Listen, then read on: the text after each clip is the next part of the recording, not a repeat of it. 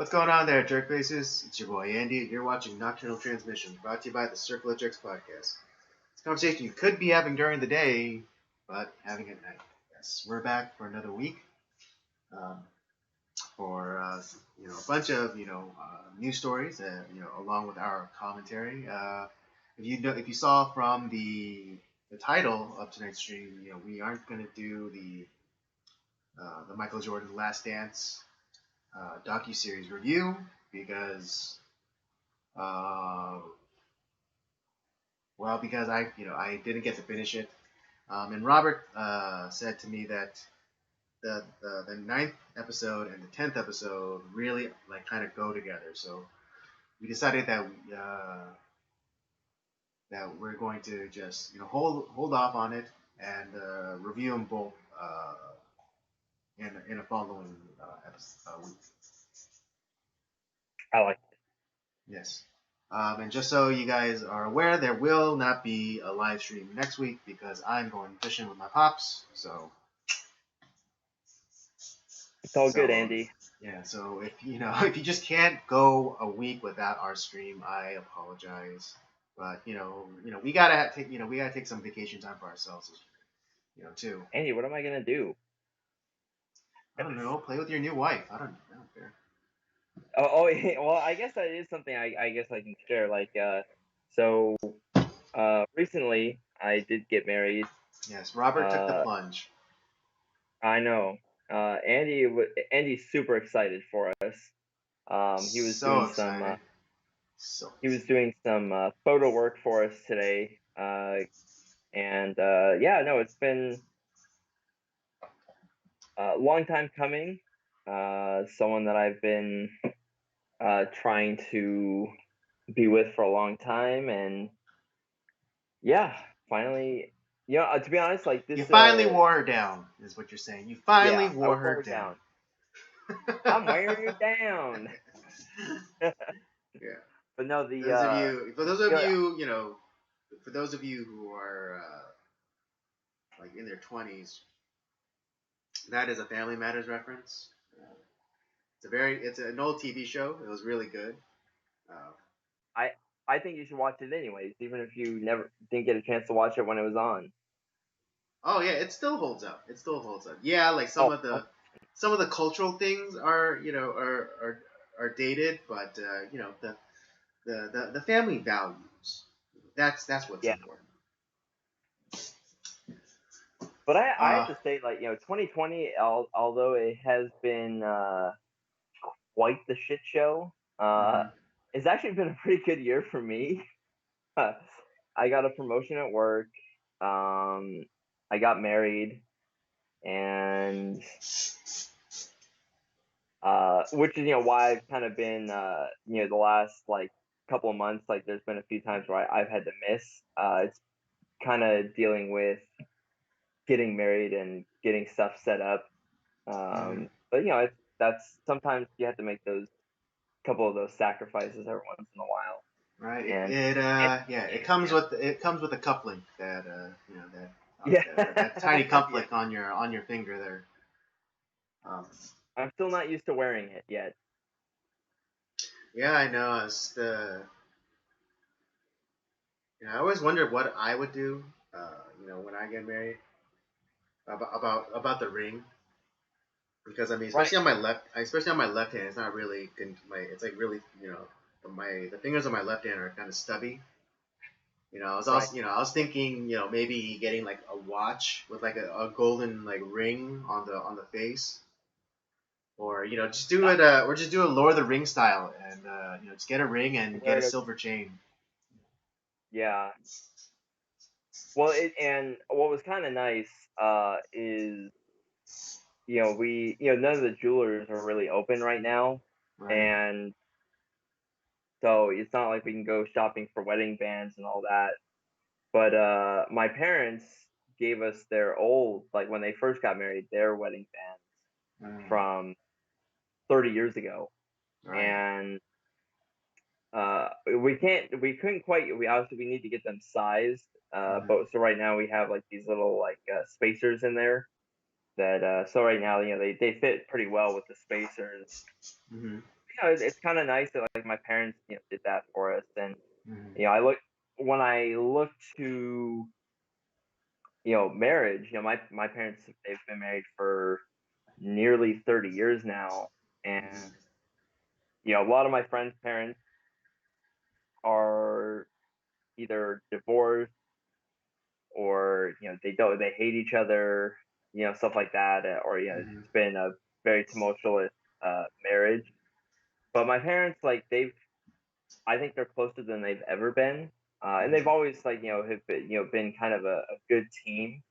And I've always when I got married, that's something I want. I have a good example, Mhm. and the fact that they gave us their old wedding bands, uh, really, I think it's a good sign. It's like Mhm. their marriage is successful, and it's kind of like a legacy being passed down, for me and my wife. So I'm excited. Mhm. It was very touching that Yeah, my and parents maybe did. maybe that'll be a new Pat family tradition where Tradition. We really don't have many, but I don't see why this actually does seem like it would be a good pass down. right. So like when you have kids and like they're ready to get married, or whatever, then you could hand off you know those rings, and then you can get your own or whatever. But then you have that constant like passing down of the very first uh, rings within your family. That could be a cool thing. Yeah, yeah. I think that's probably something I will probably do. Yeah, it's just luck. It's just lucky that your parents only had one kid. Because I mean, Yeah, if you guys end up having multiple kids, then it's like who gets the rings? Does the oldest get the ring? probably be the probably be Like the battle firstborn. royale. It's like battle Yeah. royale. Last person standing gets it. Well, probably be the firstborn would get it, and then we'll have to figure out something for the other ones. Right. It's like we'll just buy you yours. Yeah, but yeah, no, really, um, my parents are happy. Her parents are super excited, Mm-hmm.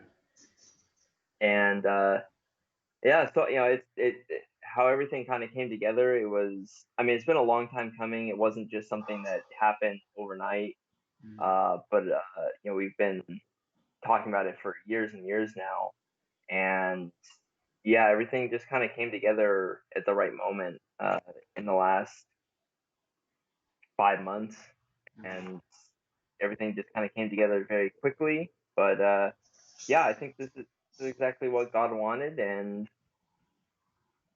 I'm happy, and I feel very blessed. Well, I mean, despite my initial reaction to the news, I hope you know that I'm very happy for you and your new wife, and Yeah, I wish and I pray nothing but blessings for you both. yeah. I know you're fucking around, Andy. I sometimes have to remind her. It's like Andy's fucking around, right? Like he's not. Is Andy mad? Does he is he? I can't tell if he's being serious or if he's in a bad mood or if he's in a good mood or if he's joking. It's like, yeah, that's the point. That's what makes it funny. uh,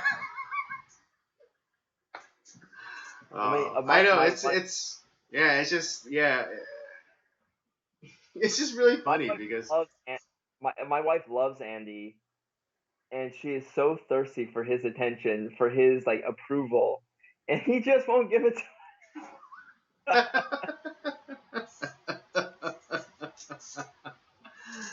yeah, I know. I'm like that really cold hearted bitch, that you meet at the bar, that she's a I'm like the ball buster. Yeah.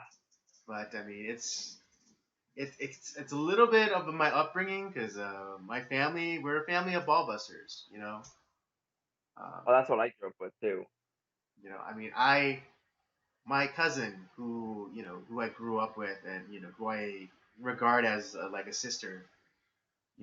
when she had her kid, when I went to go see her in the hospital, I looked at her and I said, and like because she just had a baby, she didn't have time to even, run a brush through her hair.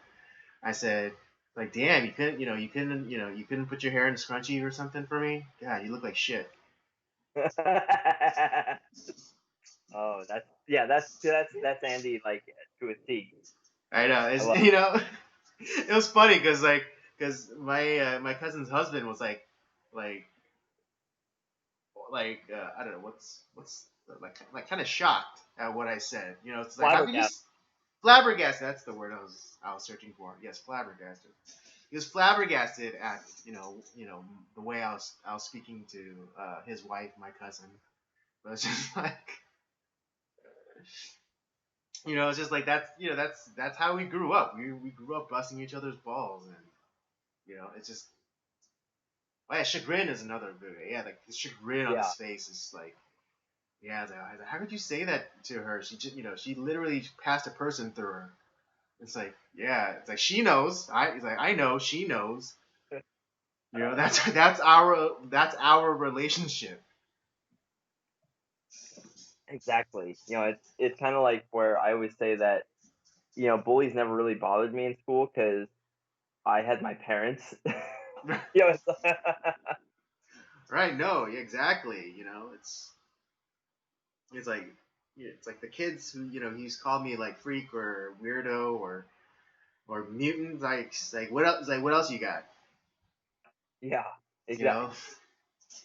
It's like like one of my older cousins literally left me on a street corner because I wouldn't stop crying. Oh, that's awesome. Yeah, he put me in his car. He kind of just like did like this quick like you know he did like a couple of laps around our block. I wasn't really paying attention. He's like, get out. He's like, told me to get out. And it's like, and then he drives off. And he comes back and it's like, are you gonna stop crying? And I'm like trying to stop myself from crying. It's like, yes. All right, get in. Yeah, exactly. He's like, all right. He's like, get in, but he's like, only if you're gonna stop crying. He's like, okay. So that's what I grew up with. So. I think that's why we get along so well, Andy, because you talk shit, I talk shit, and we know it's just talk. Yeah, we're fluid and shit ease. Yeah, exactly. It's not And it's honeys. like, yeah, It's shit. yeah, and I'm sure people like just came onto this stream and saw the way that we were talking to each other. Be like, Danny's like, do these guys hate each other? That people outside of like our friendship would probably be like, what the hell do you guys? Are you guys even like? Why are you hanging around each other if you hate each other? It's like, no, he's one of my best friends. Right? Yeah, and I think God, that's like, you guys do to your enemies. yeah, I think it's just it's kind of like the lost art of like bullshit. It's like you have to get men. They back in the day they used to give each other tons of bullshit. Just Exactly. fling bullshit their way.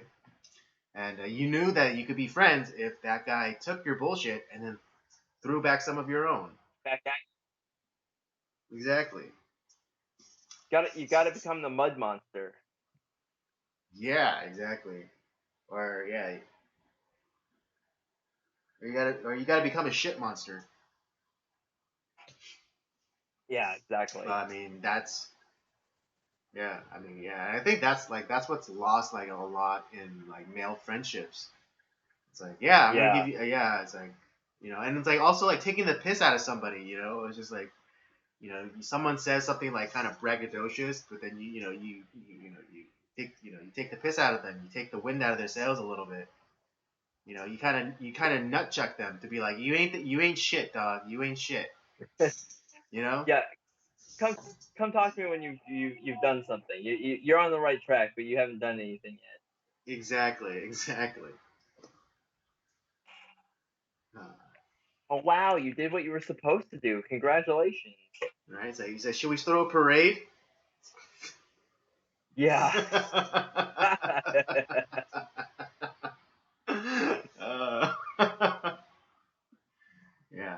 yeah, and I think that's what I think that's what's wrong. It's like I think I always say that the only reason why women like feel like they can get up like in a man's face and like scream at them or you know or throw drinks in their faces is because they never been checked on what they say or their actions. Yeah. You know, and it's just like that's why you see like these videos of of these women who like get up in these guys' faces and scream at them and like basically assault them. And I think my favorite is like the one in like New York. Like this guy was riding on a subway, and I don't remember exactly, but this woman gets like all up in all up in that guy's face, and she thinks because she's a woman that he's not gonna do anything, but you know she finds out the hard way that that's not what's gonna happen, and like he just like right hand of God like smacks her face, like basically like smacks her down. Well, yeah, And I'm not, I'm not condoning, violence against women, no. but that bitch deserved it. Well, you get this propaganda out there that like, oh well, men and women are essentially the same. Like, there's no difference, and you get these movies with these, women that are, oh man, they're just as strong as a man. Right, they're like 90 pounds, like soaking wet, but they take down like 200-pound men like so easily. So it sets up a false expectation for women. But at the same time, you get like these people who they have that in their head, and they also know that like nothing's gonna happen to them because it's socially unacceptable for a Right. man to do something like to a woman. Mm-hmm. And so yeah, they whereas like guys know that if I pulled something like that and I get hit in the face, it's like it's kind of like a reality check. It's like, oh, you know what? Maybe I Right. It's like, fucked up there. maybe I shouldn't talk about this guy's mother and how that she's a loose woman who performs sexual acts for money. You Yeah, know. maybe I shouldn't have gotten in that guy's face for no reason. It's Right. but Well, like I yeah. I said, mean, we weren't. This wasn't kind of teased in the title of tonight's stream, but I guess we can talk about it now. But there was like there's this video of this woman in Manhattan Beach here in here in the Southern California, Los Angeles area, um, getting in the face of a man, um, and and who it's funny because who suffers? Not this woman. This woman doesn't what is it? Suffer the consequences of her actions. It's for her. It's her boyfriend. yeah, And there's a video on.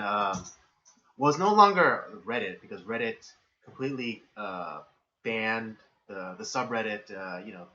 R the Donald. yeah. Yeah, so like the people like on R the Donald started up their own thing, and that's where this video showed up. Okay, Yeah, these two guys. I believe it was a Friday morning, judging by the timestamp on the video itself. There's just these two guys outside of a coffee shop and just minding their own business, about to enjoy some breakfast burritos. And this couple rolls up on them and said, it was like, basically being nannies, like, oh, you have to wear masks. And they said like, oh, well, we're about to eat our burritos, and you can't really eat a burrito with a mask on. And then also like, I think one of the guys, not the guy that got, well, I guess I'm ruining the punchline, but not the guy that got coffee thrown in his face, but like the guy that was sitting next to it and getting had like this camera on him, getting recording this. But I guess he had a Make America Great hat on. yeah. Oh, okay. That Right, and so like that's that what I think that's what gave like a little bit more onus for like this couple to come and like talk to them and be like, hey, you should really wear a mask and blah blah blah.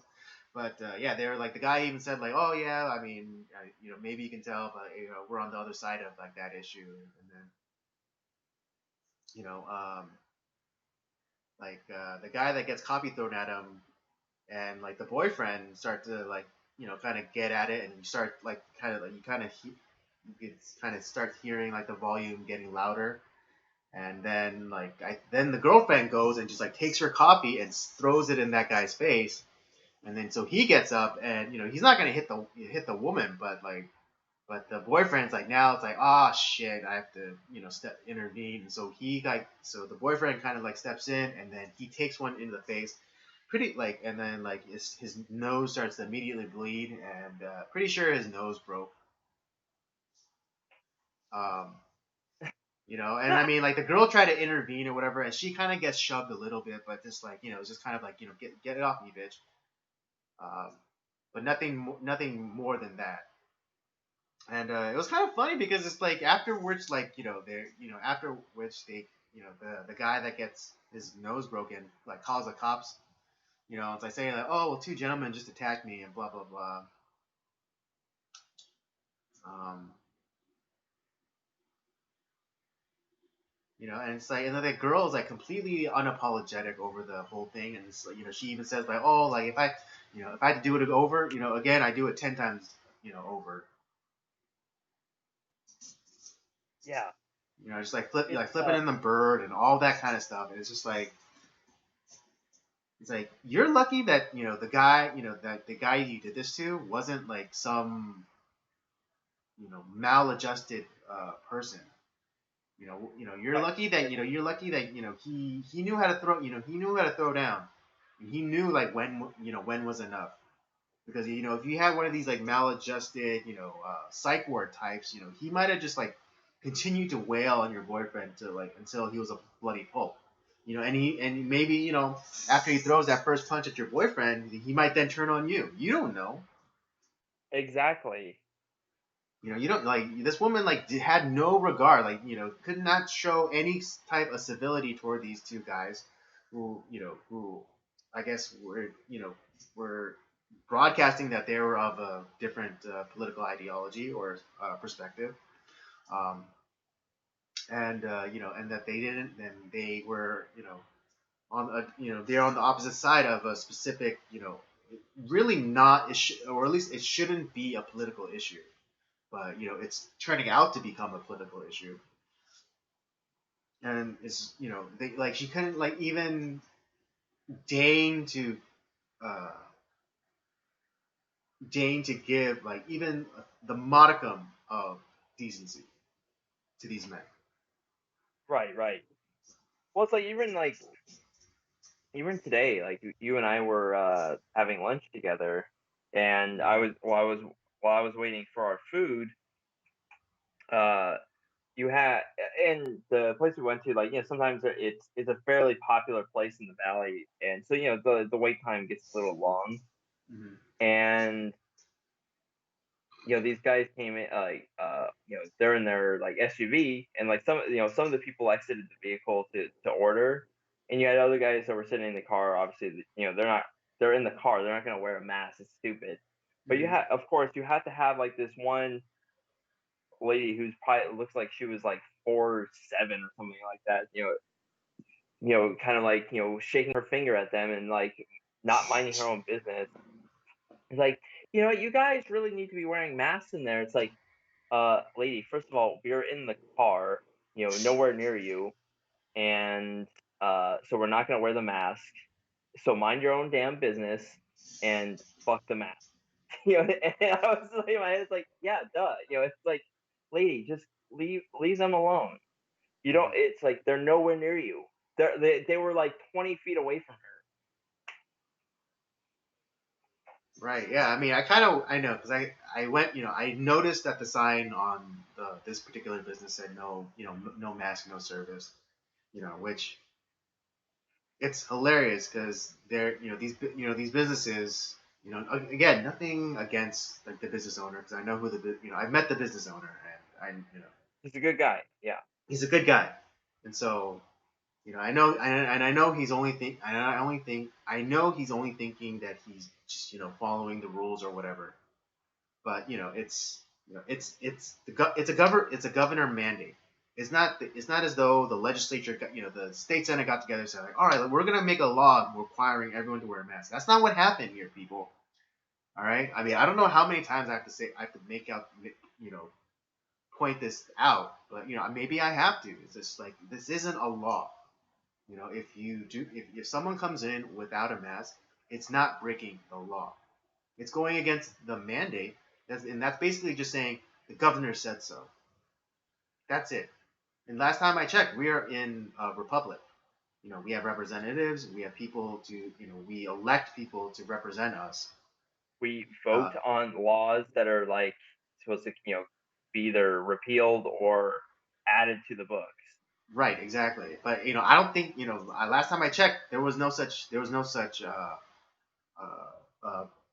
bill. There was no such vote. It's literally just one man saying so. And I mean, and I don't know, and maybe my history is a little rusty, but that's the type of system that we fought a war against. What was that war? Who who was the guy that we fought against? I can never remember. Like his name's kind of gone into the dust bowl of history, right? Right. It's like it's kind of important, but it's just like, okay, so just because the governor says so, you're gonna make everyone wear a mask. All right.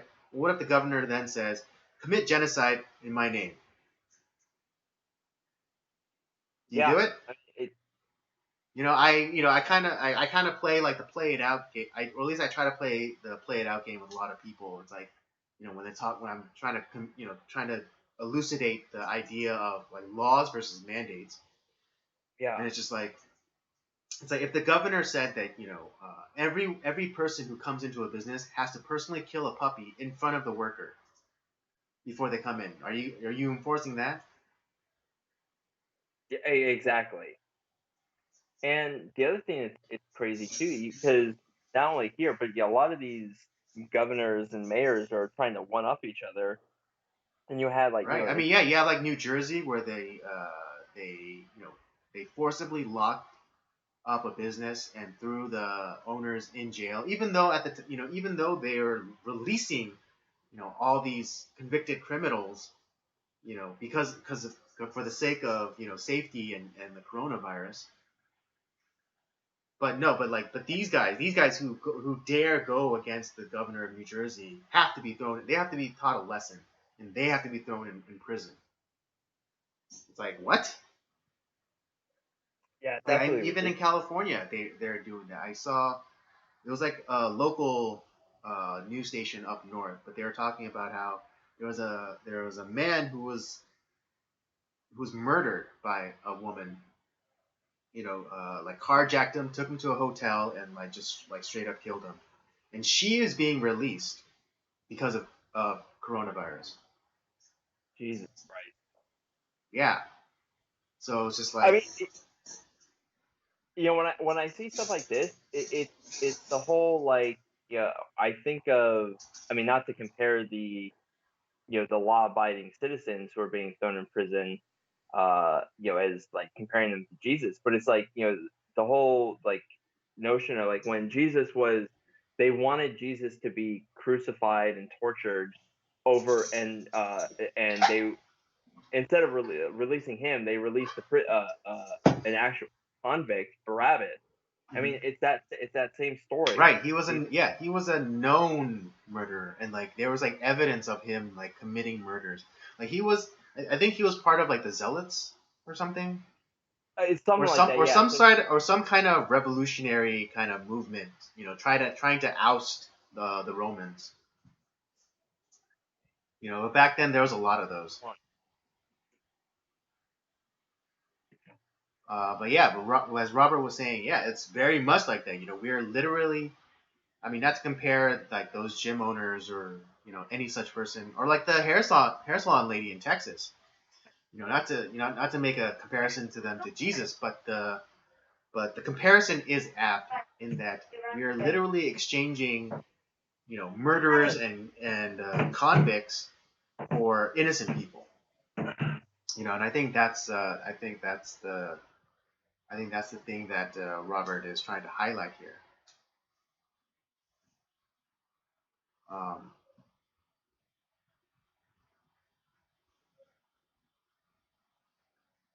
um, yeah, and I'm not, we're not, and we're not saying, and we're not saying that, we're not trying to say, we're not trying to be revolutionaries, because, you know, uh, in the Bible it says to, obey the authorities, but then, especially here in California with what is it, the whole, the restrictions on, religious gatherings, you know, uh, the governor is, saying that, the Bible says give Caesar's what is Caesar's, and what's God's. But now Caesar is saying that you can't give to God. I think that is, grounds for us, believers, Christians, to what is it, social disobedience. I mean, there's going to be consequences for that, sure, but that's exactly what the apostles and a lot of the early Christians did. It's like, yeah, okay, we're breaking the law, but the law that we're following is of a higher mandate, and yeah, we're gonna follow that. Right, exactly, and I applaud John MacArthur in his decision to, and Grace Community Church, and the leaders there. I commend them for, sticking to biblical principles and saying it's like, yeah, we followed the, the government's lead on this, to a certain point, but now they're saying that, we can't gather, um, uh, and they even like barred like singing. It's like you can't even sing. Like, and that's something that you can't enforce. You absolutely can't enforce that. It's like he's not like cops are gonna go in like to every church and synagogue or whatever and like making sure no one in there is singing. Yeah, sounds like awful lot of music going on. I know, right? It's like a little bit too much jubilation in here. Yeah, it's just gotten crazy. Mm-hmm. Right. I mean, we were talking a little bit. It's like, this, and this time, this round of lockdowns, like they never gave us a date. Nope. And the first time they said 2 weeks, 2 weeks to, 15 days to, just to flatten the curve. We did that. We cratered the curve. We turned back 2 giant hospital ships. I mean, not we, but like, New York and Los Angeles turned back 2 very large hospital ships that were sent out to handle the non-COVID or non-corona related, cases, but they were never used. They just sat. They just sat in, in Los Angeles Harbor or New York Harbor. They just sat there. They just sat there, just collecting barnacles on their hull. Yeah. Yep. And we, so we did that, and so it's like at that point we should have been like, all right, let's just, let's open up, let's just send out the young healthy people because they're able. It seems like they're able, that they will be likely to bounce back. Let's protect the old people, the ones with the, the infirm or the ones with comorbidities. And Yeah. let's get back to work. Let's get back to our lives.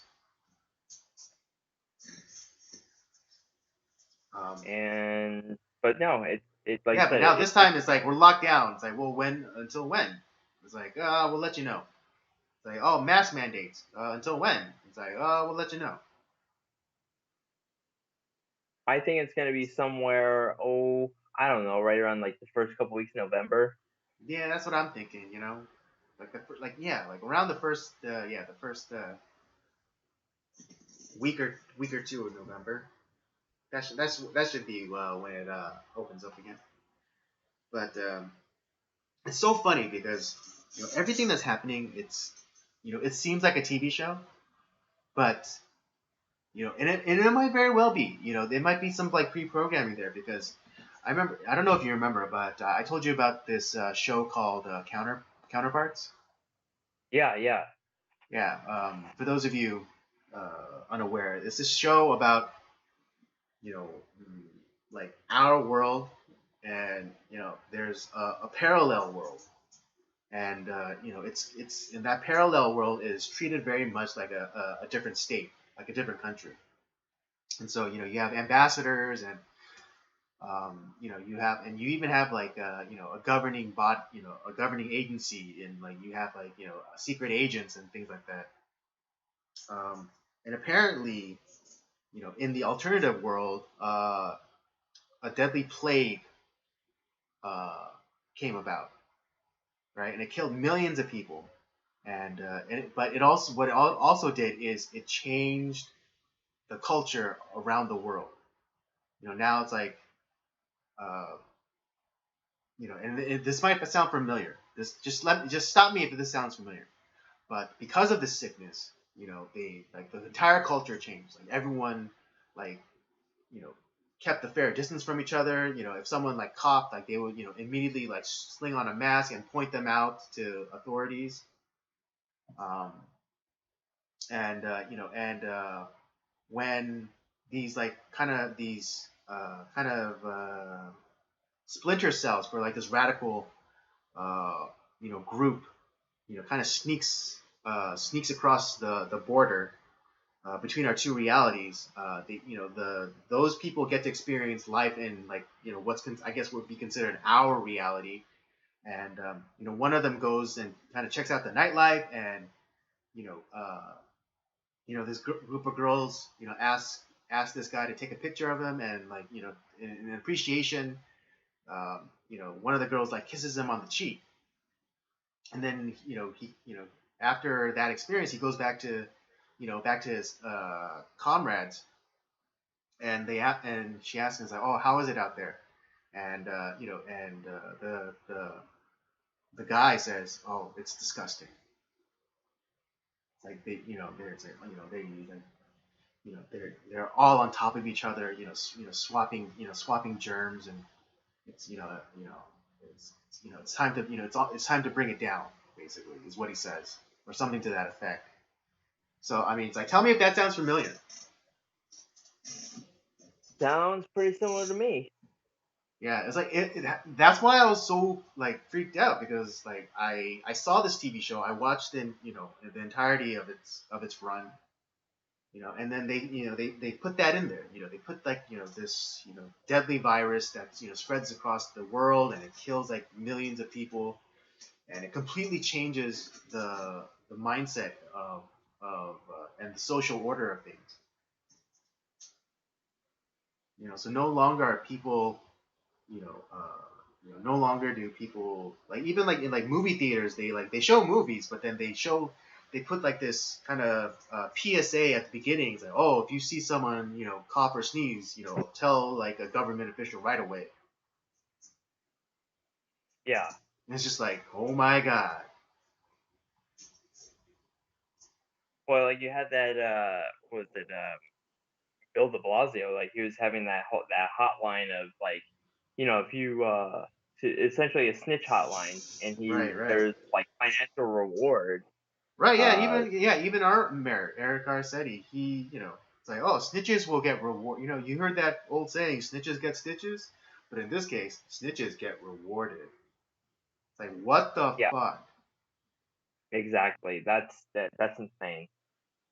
right? And I mean, like, yeah, I don't know, like, what people like couldn't see. It's like, I am not a skateboarder. I attempted, but for some reason I could never find my balance. But when they filled in the Venice Beach, skate park, I was disgusted. Yeah. Because again, I'm not a skateboarder. I've never ridden in that park. I've never tried to do tricks or anything like that. I walked by it. I've snapped some pictures of some people doing amazing things on a skateboard. But I'm not a skateboarder. But when I saw footage of them filling that bowl in with sand, I was disgusted and horrified. It was as if it was as if I was watching a church being destroyed, like being bulldozed. That's what it Yeah. that's what it felt like. But I mean, being the rebels that they are, the skateboarders, they ended up just still skateboarding, even with sand in the bowl. Just kind of like, just like a, big, middle finger to the city. And good for them. Totally good for them. But yeah, it's nuts because they essentially ruined a skate park or tried to, because they're not gonna like come back and like try to remove all that sand. Yeah, I know. Like, I mean, I should have done it, but a part of me just wanted to go in and start take a shovel and just start shoveling out the sand. Yeah, I should have done that. I should have done that when it first happened. I should have done that. I should just took a shovel and start digging it out. It's like, well, I didn't, I don't remember a vote on this. I don't remember ever, a special election about whether or not we should do these kind of things. Like the government was like the government was stepping on our necks right then and there, and no one said anything. And shamefully, I didn't say anything either, and I was outraged. Yeah, they just went on their backs and like, oh. Right. Yeah, and I'm like, and I'm trying, I'm doing my best. I'm trying to, affect change where I can, and I think, and I'm kind of following the example of Jesus, where he taught like masses of people, and I think this is kind of that platform, that forum, on this. But his greatest effect was when he ministered one on one. Yeah. And so, what I've been trying to do is like talk to people and like, hey, and point them out to things. I think, one thing I mean, not exactly related to Corona, but just like kind of like the wastefulness of like the government. It's just like talking about how, Governor Newsom spent $1 billion on masks from China, and we never got the masks, or they were like some really piss poor quality. And so we basically wasted $1 billion on masks, like that we never got. And then also at the beginning, like, how he somehow found like 100, interestingly, he somehow found like $150 million in surplus, and instead of giving it to the small businesses within California, he decided that he was going to put that money towards making sure, or giving it to illegal immigrant or illegal aliens. Yeah. And like this kid I know, I told him this, and the way I explained it to him, it's like, imagine I came, I came over your house. Right? I came uninvited, but I came all the same, and you welcomed me in, and then your mom comes, in, and she was in your room, like, dropping off your laundry or whatever, and she finds $20 on the ground in your room. And then she comes and then she hands me that $20 instead of giving it to you. How would that make you feel? It's like, yeah, that'd be bad. It's like, that's what's happening. It's like that. That $150, that's taxpayer money, and it's not going back, to the taxpayer. Nope. That's why people are fleeing the state in mass. I know, yeah. It's it's an exodus. Yeah, of biblical proportions. Yeah, New York's the same way. Like, everyone's fleeing to Florida. Mm-hmm. Exactly. Yeah, and everyone in California is heading off to Texas. But it's just like, yeah, but don't. I was watching a video from Collier Noir. He was talking about how, like, yeah, there's a mass, because with Joe Rogan's announcement to come to Texas, and then Elon Musk also come to Texas. He's talking about, like, kind of like the bluification of Texas. Like all these people leaving their liberal shithole states and coming and turning their new state into this place that they just left. Yeah. And how he called it was, "Don't California my Texas." Yeah. It's just because Colin New York is a gun advocate, is a gun rights advocate, and he was talking about how like in one county or one major city, like they pretty much flipped it blue, and like now like the mayor or something is trying to enact all of these crazy gun restrictions in Texas. That's insane. So yeah, it's completely off the wall. It's completely mad. Yeah, and I think what the people should do, or at least states, maybe they should enact is a 5-year moratorium for new residents. Where they're not able to like vote Yeah, for 5 years. yeah, I for think five that's years, pretty. right? Yeah, it's like yeah. So you like if you're moving from California to Texas, you can't vote in local. I think the only exception should be federal stuff, but local or Yeah, state. federal is different, but like local and like statewide elections. Yeah, I would agree with that. I think that's a smart move. Yeah, I think that's more than fair. Because 5 years, like to get people to acclimate it to the culture of that area, and not transplanting the culture or the values from the shithole place you came from into the new place. Yeah, I think Yeah, yeah. So I think a 5-year moratorium for anyone like coming into a new place is more than fair. Yeah, and it's not saying that you can't vote in like federal stuff or whatever, but it's like state and local stuff you can't vote for 5 years. yeah. That of course that'll never happen. Of Of course. course not. Yeah, I mean, in an ideal world, if maybe one day if I ran for governor, I'd probably try to push that forward.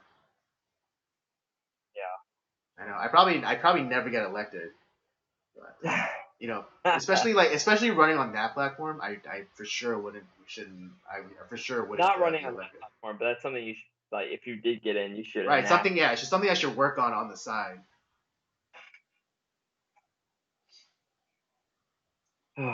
Well, Yeah, I know we kind of nope. went on a kind of wide ranging. I didn't expect to talk about this stuff. Yeah, neither did I. I was just talking about mass and liberty. Well, it all kind of fits because at the end of the day, we're talking about liberties and freedom. And yeah, in this country, you're free to move around and and be where you ever want, be where you want to be. But if you plan, if you're moving to someplace else that has fundamentally different values or beliefs than you, um, you know, don't bring the good stuff, leave the shit.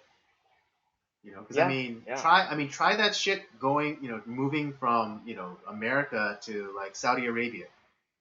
Good luck. Try your ladies, try your feminist bullshit, activism in Saudi Arabia. At best, you'll be Would you demand that Islam give up headscarves or hijabs? never gonna happen. Never gonna happen.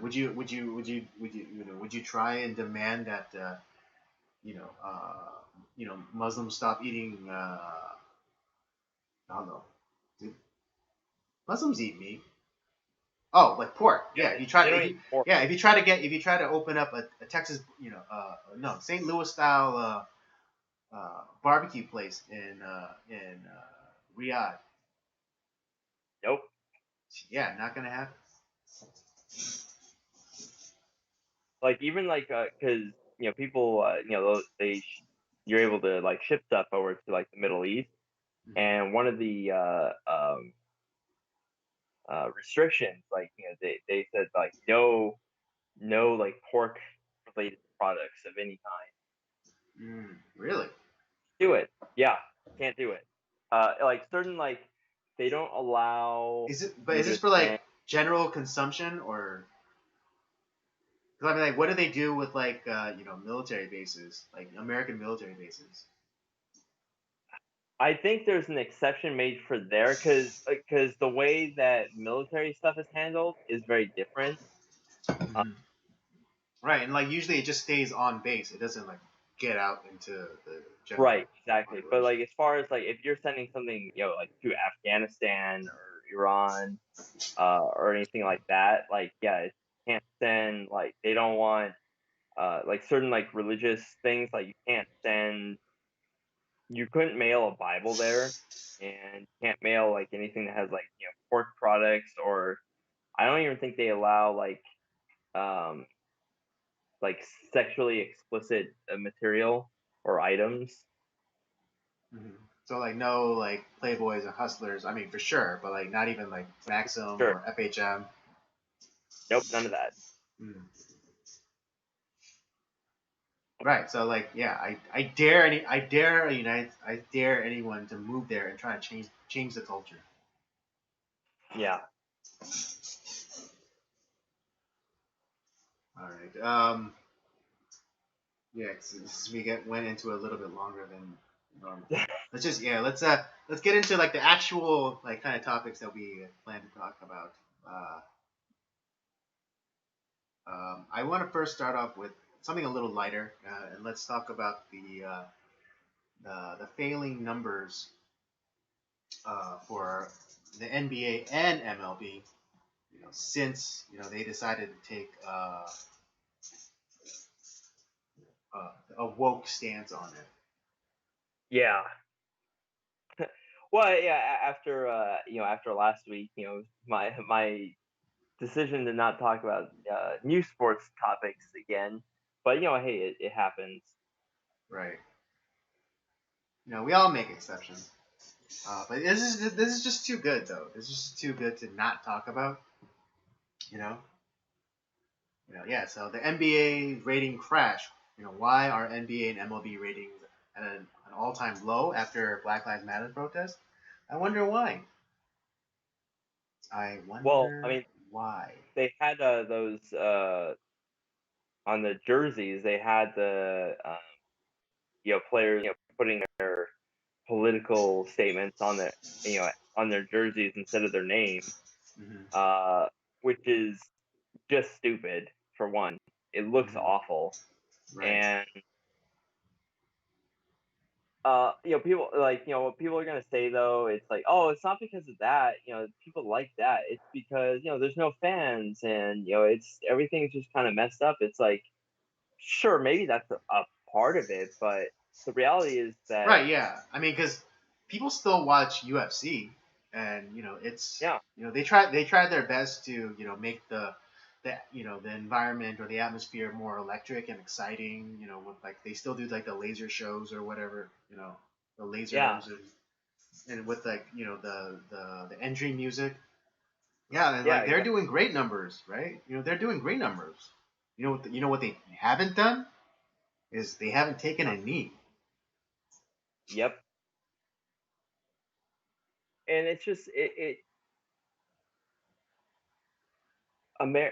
Americans don't want this stuff in their sports. Like I don't really, especially when it comes to like basketball, like I really don't care what LeBron James like thinks about things. Like he can talk about whatever he wants politically or whatever he wants to do on his own time, Mhm. and that's great. That Right, exactly. he We're not is. saying that that they shouldn't speak out ever, but it's just like when Yeah, when you have that uniform on, when you're being paid to do something, you know, don't it's like maybe not that time. You're already a freaking billionaire, and you have a platform bigger than most people. So if you really want like to you talk said, about something, do it on your own time. Set up your own press conference. Set up your own interviews to talk about these um, issues, but not when you have the jersey on. Not when not when you should be, you're paid to do something else. Because then you're on someone else's time, and on also someone else's dime. right? Like I said, I have no problem if like they're they have a day off and he decides it's like, hey, I want to donate $100 million to this Black Lives Matter thing, and like he wants to have a press conference talking about it. You know what? Have at it. That's fine. I don't agree with you, but like that, if that's what you feel is super important to you, and you're putting your money where your mouth is, go for it. Like that's awesome. That's your right as an American citizen. But Right? Yeah. don't give me this show dog and pony show. Like, I don't care. Like, when I'm watching like the Lakers, I don't give a shit about your political stance, like right, left, or center. Like, just play the fucking game. That's what I want to watch. Right? Yeah. I mean, when I back in the day when I was watching like Kobe and Shaq and Robert Ory and all those guys and Derek Fisher, I didn't care what Derek Fisher's stance on for charter schools was, or I didn't care what I didn't care what Shaq's stance on the war in Afghanistan was. I didn't care. I didn't want to know. I just wanted them to put a ball through a hoop. Yeah. And it's like I get enough of that, like on the news or in whatever in my daily life. I want one thing that I can look to at the end of the day, like, oh, awesome, the Lakers are on. Let's watch the game, and you can enjoy the game. And it's like the left has taken away the game, like taken away any vestige of enjoyment out of life. No, exactly. It's what is it? They're playing dumb and it's like, oh, what, how could this be? Americans have gone without sports, for like 4 months. Shouldn't they be chomping at the bit to watch games again? It's like games, yes, games, yes, not political posturing. Yeah. I don't need those guys on that court, those guys on that diamond will make more money in a year than I will make in my entire life. They might make more in a game than I'll make my entire life. Yeah, fair point. And I don't need to hear like how they're oppressed because of their skin color. It's like, motherfucker, you are America, the freest country on the planet, and you're being paid millions of dollars to play a game. Yeah, you have the outright gall to say that you're oppressed. If you want to talk about black genocide, what about the genocide that's going on in Africa of black Christians? Oh, that's not here. That we don't care about that. Yeah, or what about the uptick in crime and like the death of black babies? Again, ask Don Lemon. It's like, yeah, you could have a Black Lives Matter that deals with that kind of stuff, but this Black Lives Matter only deals with police brutality or when a black person gets killed by a white person, or specifically a white police officer. And the other thing too is like, if you're so concerned about the oppression of people who at one time may have been slaves but are now free. Well, the reality is that there's still a lot of slavery still going on. The Arabic slave trade is still going on stronger than ever, and they traffic in kids, they traffic in women, and Sorry, not to cut you off, but just in LA, there was this huge demonstration, for this movement trying to bring awareness to child trafficking, child sex trafficking. And one of the demonstrations happened to be in front of the CNN building here in LA. Yeah, but nobody wants to talk about that. There is real systemic oppression, but guess where Right. where it's not? It's not here. Right. You know what? I respectfully beg to differ. You know what? I'm gonna say that there is systemic racism. And you know why? Why? Because who's been in charge of all the major cities for like the past 50 years? Democrats. Exactly. So if there is systemic racism, it's on the shoulders of the Democrats. So if you really want to root out systemic racism, let's get rid of the Democrats. Vote them out. Yeah. Yeah, because if you want, I'll agree with you. I'll agree with you, people on the left who say that there's systemic racism. If there's systemic racism, it's because of the Democrats. They've been in power for 30, 50 years. all those black men who got pulled away from their families and got sent to jail because for the mere possession of marijuana. That was the Democrats. Yeah. Yeah, so you want to talk about systemic racism? There you go. Boom, Democrats. What do you want to do about it? Yeah. I mean, what was that documentary that Susan did? Kind of talking about like how it's the Democratic Party has been,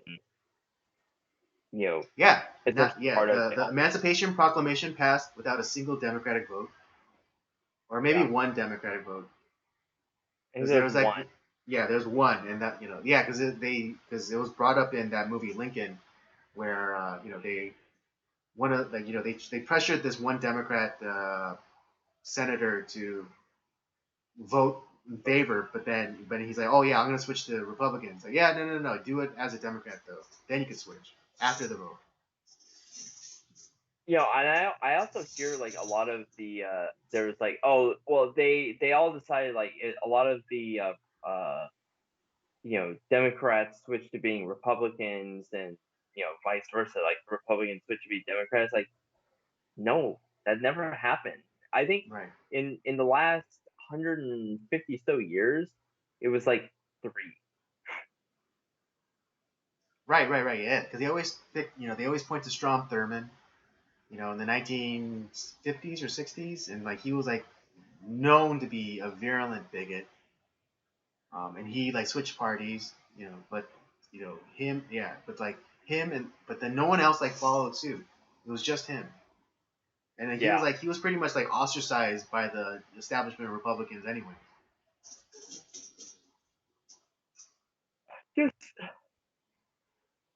a lot of people like it's crazy to think about that. But no one like they want to like point fingers, and they want to say like, oh, there's all these problems. Like, okay, if that's okay, let's play it out. It's kind of the idea of let's play it out. Who's been in charge for like in this city or in this state, or for how many years?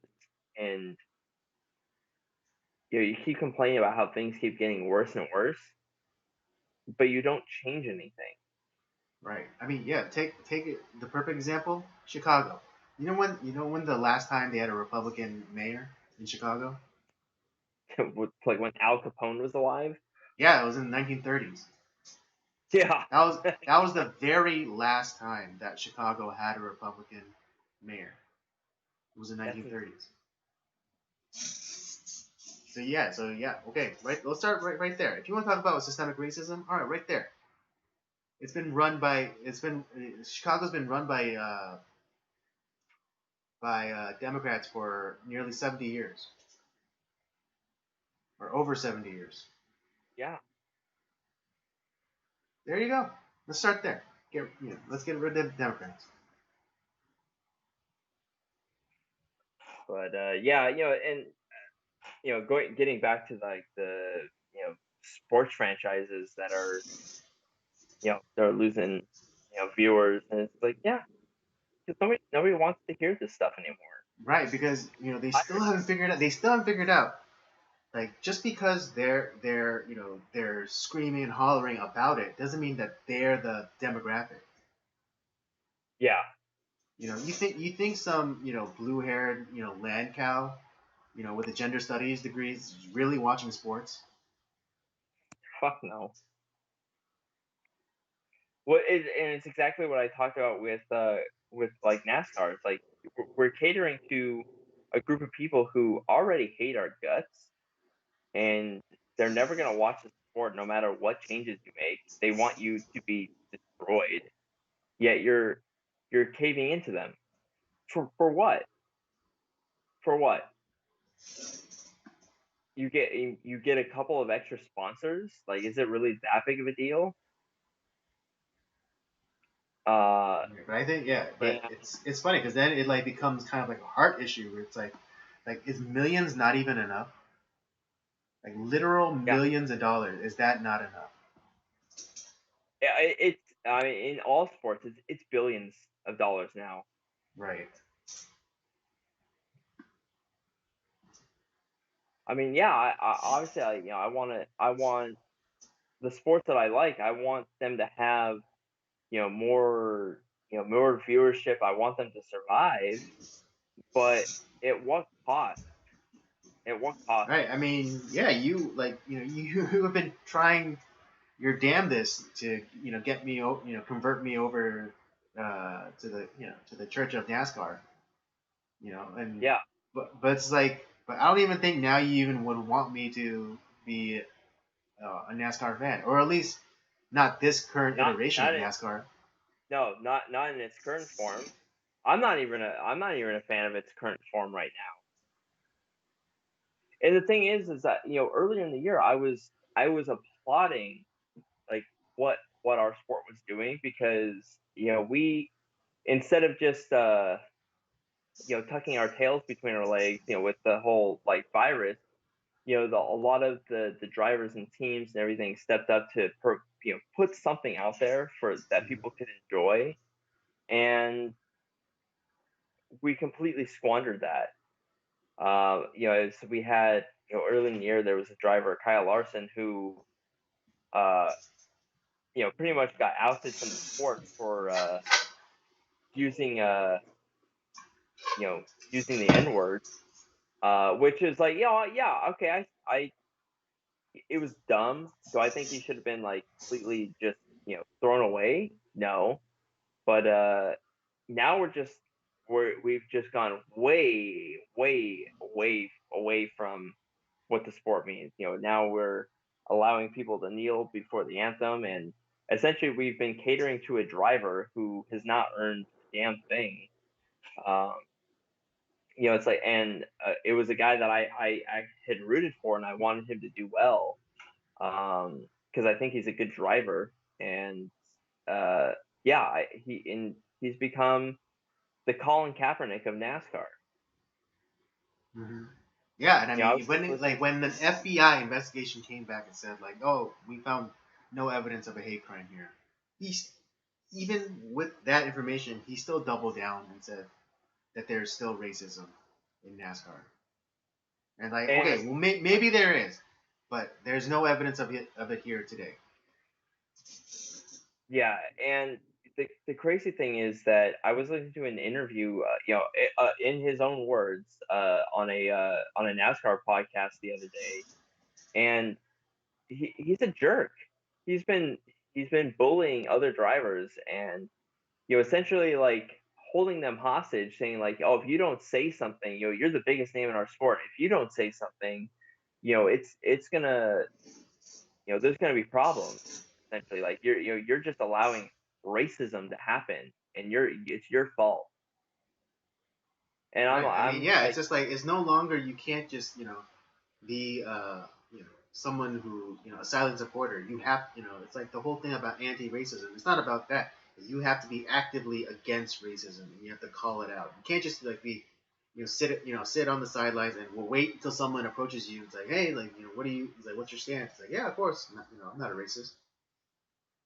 But now you I have to think, like you have to be out there, fists in the air, stepping on like the American flag to basically prove that you're one of them. and the sad thing is, like, these drivers that he was essentially bullying are supposedly his friends, and you're doing that to your friends, dude. Like, you're a fucking asshole. Right. I mean, like imagine if I came to you and and started dictating stuff in your own house about like like, oh, you shouldn't wear shoes, or you should only use chopsticks to eat, or kimchi's the best. Why don't you have a jar? I mean, I know you already have one, Yeah, yeah, yeah. But but if I yeah. wasn't like that, and like you're just dictating, like, and if you don't, then you're you're just, you're part of the problem, man. Right, exactly. It just, it floors me, and like that's what's happening in every single sport, and everyone just fucking caves. Right. I mean, yeah. I think you just notified me about even NASCAR. I mean, not NASCAR, but the NHL, Hockey Cup. even though that they came out very strong initially, there was like that video of them, in their like season opener, and like all of them were standing, all of them were very reverent, towards the anthem and the flag. But apparently, now they too have bent the knee, literally. And it's like I got nothing left, man. Like it's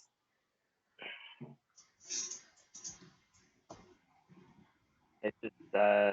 Yeah. I mean I also have to imagine that it's not very easy to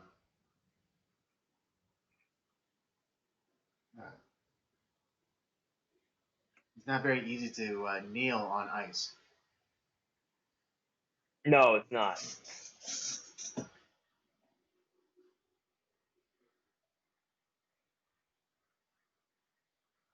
Now I don't know if it was like every team did it or if it was just a select number of players, but the fact that like anyone did it and was allowed to do it just kind of I'm like, nope.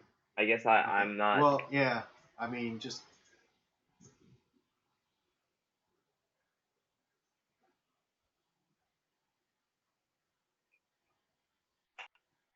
yeah. Judging going by this photograph, seems like only just a few of them knelt. Yeah, Dallas Stars. Dallas Stars. What the fuck? Um, but Jason Dickinson, Tyler Seguin, and Vegas Ryan Reeves. Ryan Reeves, yeah. Yeah, and And goalie Robin Leonard took a knee. Yeah, okay. So it doesn't look like it's in the entire team, but 4 out of the 8 starters, it looks like. Yeah.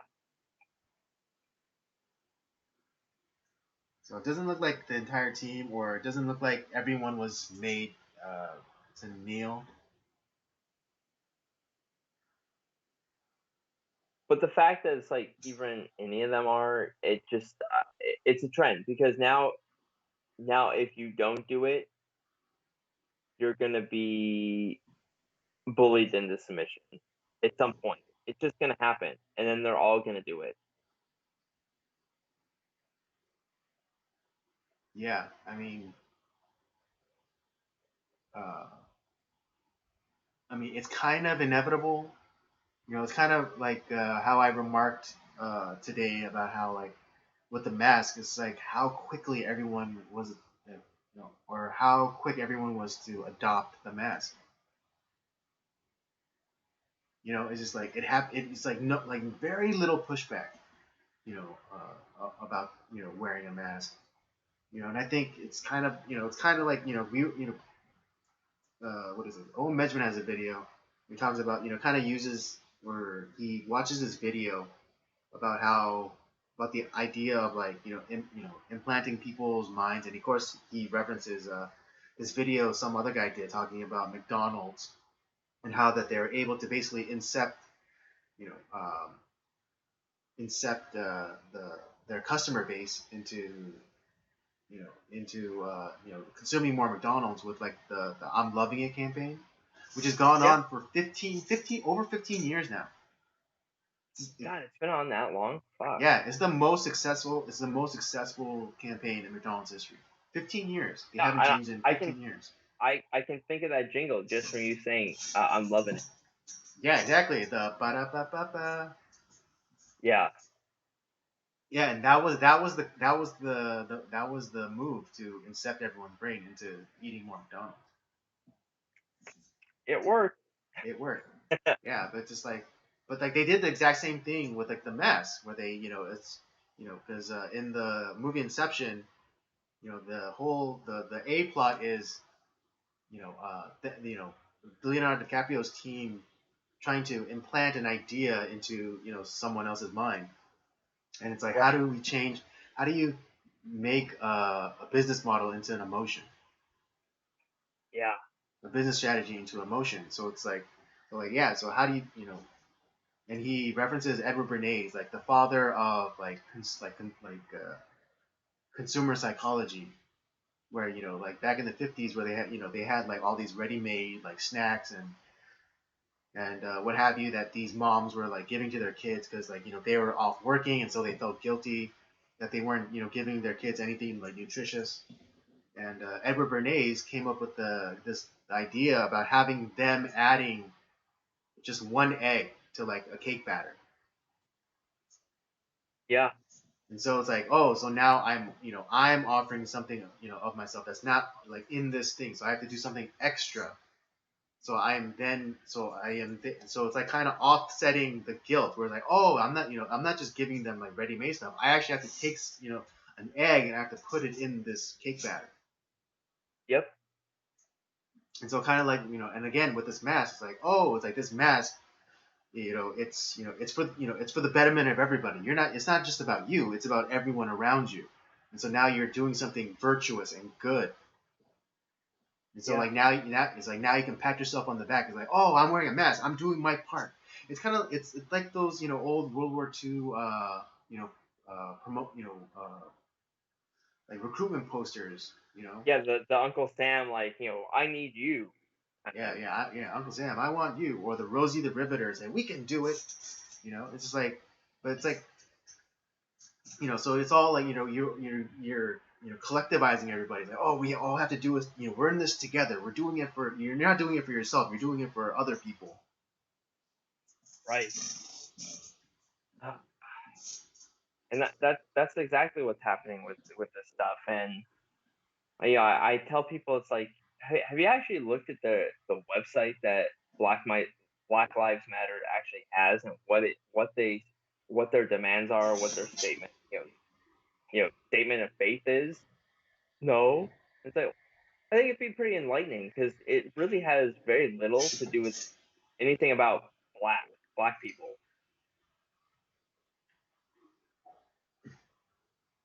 No, you're right. Exactly. It's they're openly Marxist. Their leaders are openly Marxist. They admitted that they're trained Marxists. They're in their state in their like what they their belief statement is like, we believe in the systematic deconstruction of the nuclear the Western prescribed nuclear family. They're pro LGBT.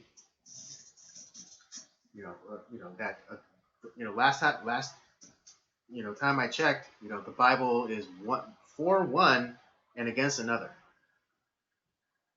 Yeah. The nuclear family is the prescribed model by God. Yeah. And I know a lot of like these woke like Christians or whatever coming out saying like, oh no, the Bible, it doesn't say anything, it doesn't say that homosexuality is wrong. They try to justify it through like, oh no, they're just talking about buying male prostitutes. It's like, no. It's so much homosexuality. I have no idea. And it's funny because like they always go to like the they again like the irreligious always try to use religion to bolster their arguments. They always go like, oh well, Jesus didn't talk about homosexuality. Well, he kind of did in Matthew 5 and 7. Yeah. Where he talks about a man shall leave his parents and cling to his wife. A man, wife. So he does address homosexuality. But you shouldn't play that game, because you know what? Jesus never expressly talked about? Pedophilia. Yeah. You really want to play that? You want to play this game? I'll play that game with you. Jesus never talked about pedophilia, so does that make pedophilia okay? Yeah. Yeah, let's go there. Let's go there. I'll go there.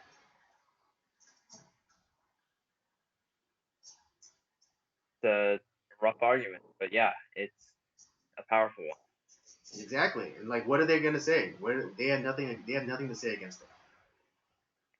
And again, I'll hazard to postulate that he did talk about pedophilia, because there's that when the disciples are talking about who's going to be the greatest in the kingdom, and the children want to be close to Jesus, and like the disciples kind of admonish them, like, oh Showing no, them no, the way. keep them away. But Jesus takes one of the kids and stands him in the center. It's like whoever misleads this child might as well, have a millstone put around their neck and thrown into the ocean.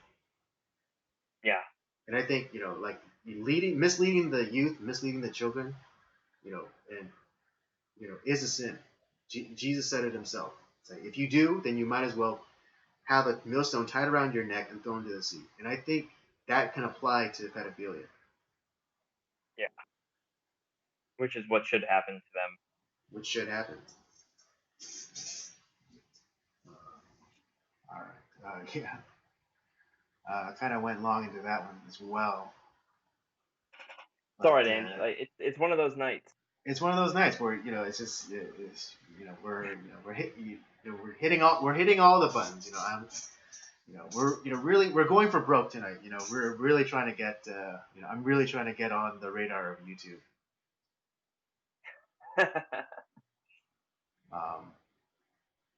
But yeah, let's get into the last bit of news that I wanted to talk about today. And interestingly enough, it involves Black Lives Matter. Whether Black Lives Matter like proper or just like adjacent, that's still to be determined.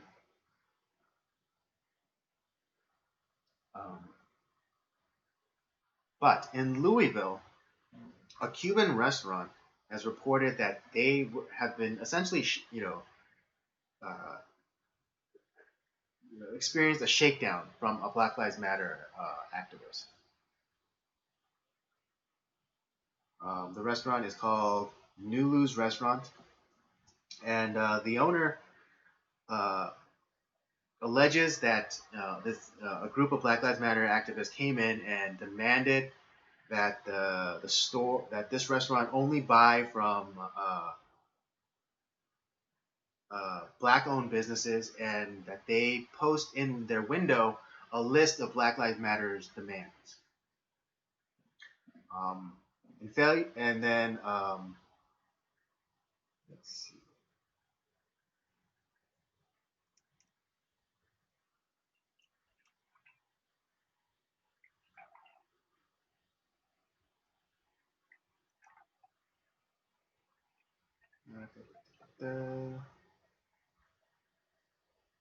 The release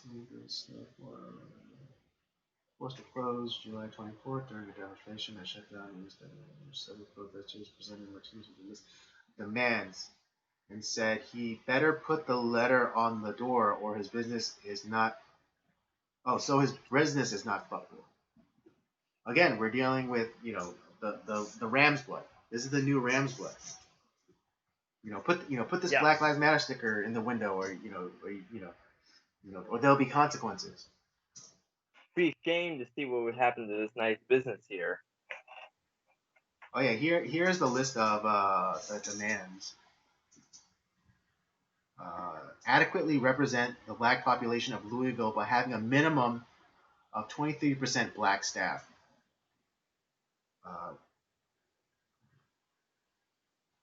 Wow. Purchase a minimum of 23% from Black retailers or make a recurring monthly donation of 1.5% of net sales to a local Black nonprofit organization.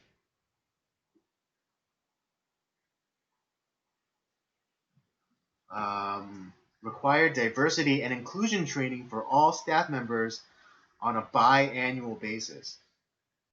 And display a visible sign that increases awareness and shows support for the reparations movement. My God. Yeah, I don't know if it says it in here, but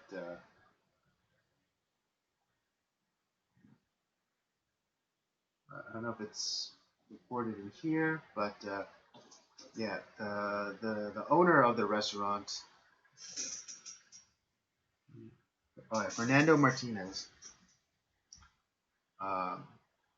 said that after the lead guy says all this, one of the associates of the Black Lives Matter activists takes a potted plant and smashes it on the ground.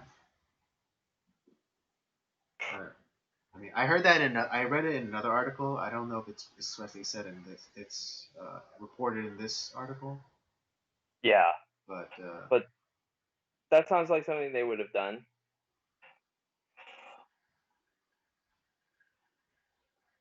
right. But in response to this, the Cuban community in Louisville, Kentucky, is holding a rally, in front of this restaurant, in solidarity with, for the Cuban community. Yeah.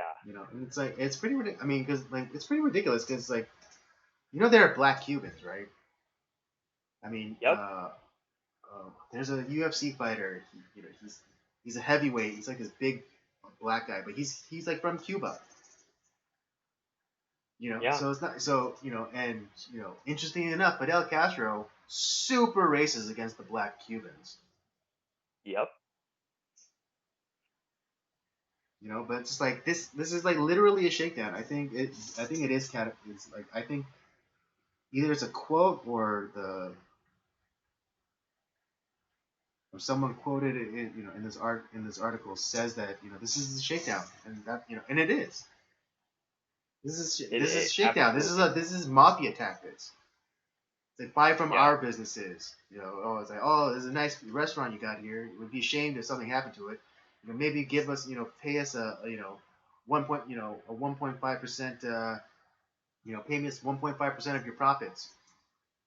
So nothing Yeah. nothing to make sure nothing bad happens to you. It's ridiculous. Yeah, and I mean just like and the demand is like like what is the like I mean I didn't check, but it's like what's the black population within that city in Louisville?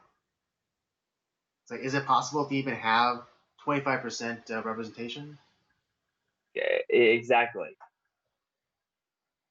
Or how many black retailers or owned retailers are there?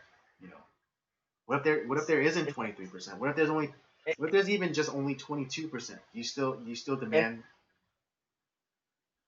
that they yeah. buy from the And real it's such an odd retailers? number. 23%. Right, exactly. It's What? yeah. It's like this kind of recurring thing. It's really one thing if they said like 23% black staff, but then it's like and then have like you have to buy like 15% from black retailers, but it's like again the 23%. Yeah. Is it because they're huge Michael Jordan fans? It's like 23%. Maybe. I'm not sure, but yeah, require diversity and inclusion training. Like what is it? In the article, it says like a majority of their staff are immigrants. People Yeah. like And people from Cuba. were they gonna hire that chick who wrote White Fragility to come in? Right, yeah, and give a talk to your immigrant workforce. Let me tell you how to be inclusive. Right. Oh, the restaurant remained closed the next 2 days because management and staff were concerned about safety. Uh, according to the release, 30 plus staff members, mostly immigrants, were unable to earn a paycheck. They shut them down, so like the immigrants, the supposed people that they're fighting for as well, weren't able to make a living. That's Yeah, I mean, if the fact that this is a Marxist organization that's against the nuclear family that is promotes homosexuality, which isn't even that accepted within the black community or the yeah. Hispanic community. Because the black because I don't know how many out there have actually spent a lot of time with black people, but like kind of normie black people, they're very what is it social not social like but they're culturally conservative. Yeah. Their grannies are Bible thumpers. They're always Hmm. participating in church group. So Yeah. like these loud, like kind of obnoxious, black voices, they don't represent the entirety of the black uh, community or culture. Yeah.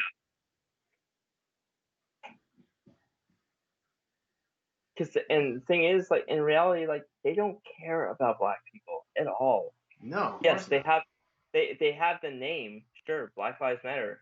Who among us is gonna say, oh no, we don't care about black lives? No, of course we do. We care about people in general. Right. But but when like I said, no one no one that I know of that like has shown some sort of solidarity towards this group has looked at their website at all. And I said, okay, oh, you why don't you check their website and tell me like where exactly uh what exactly they're doing for the black community. Because to be honest, I don't see anything, because none of this has to do anything with like the problems that plague that community. Right. Oh, perfect example. Perfect example is the death of that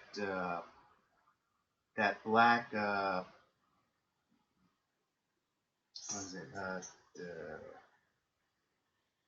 I don't know. I guess he was like. It's funny because they call him a Trump supporter, but he was known in his community as supporting both sides.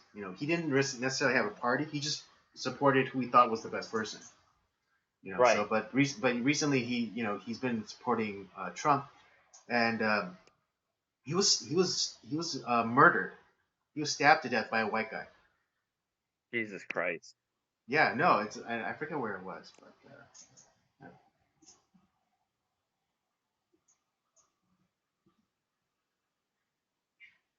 something.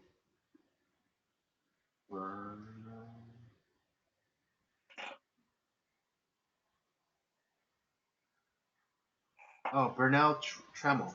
That's who he was. Yeah,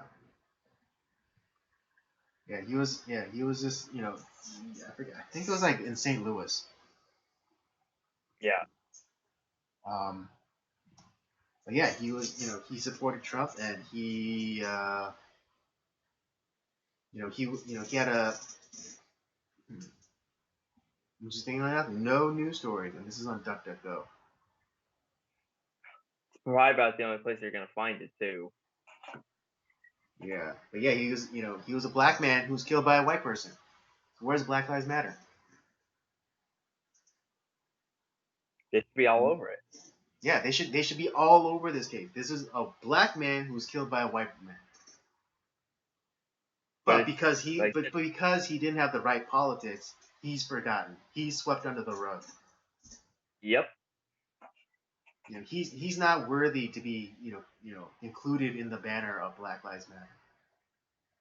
Kind of like David, former David police Dorn. captain, yeah, David Dorn, Yeah. Patrick Underwood, a black U.S., a federal agent. That those two men died in the George Floyd riots. I'm not even saying protests anymore. I'm just calling them the George Floyd riots. Yeah. The fact is, like, they're I haven't checked it out myself, but they're the whole George Floyd. There's a video Yes, that just came out, right. I was just watching it before we started streaming. Right. and But yeah, the narrative doesn't quite match up. right, and it's like they said like, oh well, he wasn't resisting. It's like, yes he was. Just because he wasn't throwing punches, that doesn't mean he wasn't resisting. He wasn't following their instructions. He was you know he was fighting them and going into the police in the back of the police car. That's resisting. It doesn't matter if he wasn't throwing punches or like or being wild and like uncontrollable. He was resisting arrest. And we And have again, sent that's not to say that he deserved to die. I'm not saying that, but I'm not. no But no. what I'm saying is he wasn't entirely innocent. And the thing is, we have granted sainthood unto this guy, lest we forget. And yes, he did serve his time. He didn't deserve to die in this situation, but he held a pregnant woman at gunpoint and stole her shit. He, Right. you know, Yeah. he had a gun to her, pointed Yeah. To her directly womb. at her belly. Yeah. Pointed directly at the womb. And again, I'm not saying that guy deserved to die in the way that he did, but It's not as though he didn't have a hand in what he did. He was on like 3 different drugs when he was arrested. Yeah. And how do you think that the lady who had this horrible act, done upon her by George Floyd, how do you think that she feels with all these banners and murals that are Right, being. like having to see his face everywhere she goes. I'm sure she was traumatized. Anyone What talk to about her yeah? What recently? about her? What about her? Every because like I mean I know it kind of we're always going back to the masks, but like with the whole mask thing, there are some things that a friend of mine pointed out to me. It's like what if because like what if a woman was raped by somebody while they were wearing a mask, and what Yeah, if, like and they had trauma, and so like now whenever she sees masks, like she gets triggered, and so like now this entire society is has masks on. Like this woman. I mean, this is a hypothetical woman, and I know, like I haven't found like a sort. I haven't actually found a case of this, and I realize this is a hypothetical, but like this hypothetical woman has to go out and see a world of masked people, yeah, right? And then also, again, going back to the child trafficking, or whatever, you make a kid wear a mask, and you guys go out, and the child gets abducted, right? And then yeah. but now it's just like it's just another kid with a mask on. And you go around with a picture of your kid not wearing a mask, and like ask, oh, have you seen this child? Have you seen this child? It's like, oh, it's like I've never seen that kid before. It's like, well, that's Yeah. literally true because they only know that kid with a mask on. So you're All. like, so yeah, so this whole mask thing and is just I mean I know I'm straying I'm going off on a tangent, but like this mask thing is not about saving people. It's inherently hurting people. Yeah. I mean, again, like the whole like lady like getting raped with the guy with the mask on. That's a hypothetical, but it's a realistic scenario.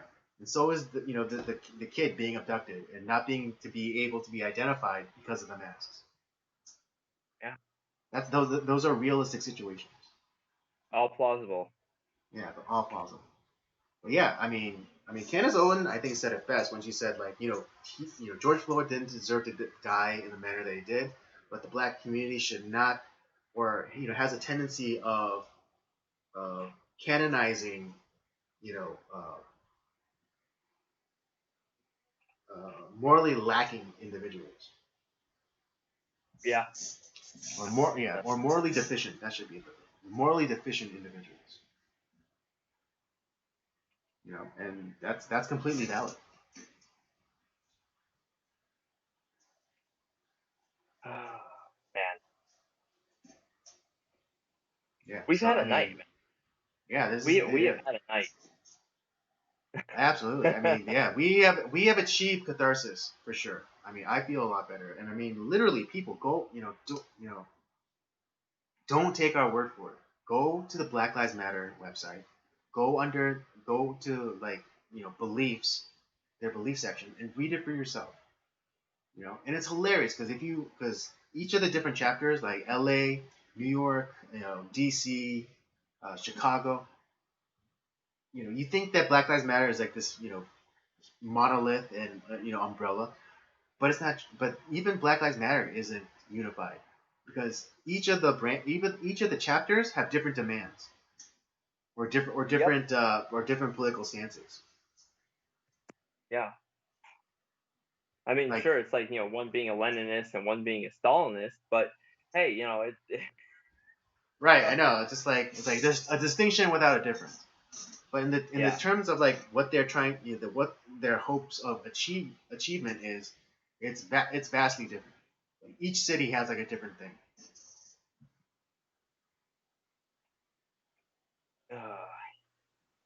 yeah. Go look for yourself. Think for yourself, for God's sakes.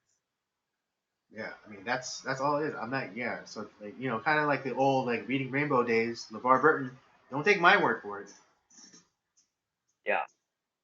I'm just trying to point. I'm just trying to shine a light. It's up to you to go towards that direction or not. I'm just hoping that you do. Hoping.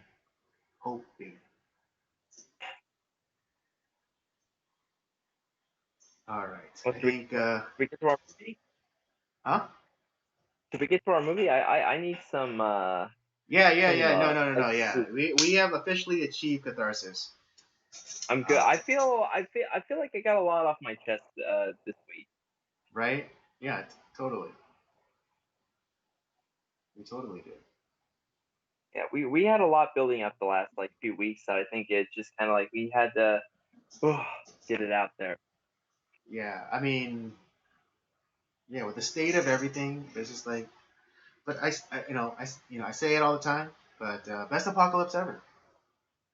It really is. It's a revealing 2020 vision. 2020 vision revealing. We're starting. We're seeing things clearly now. Yeah. And some people are still just being bullheaded.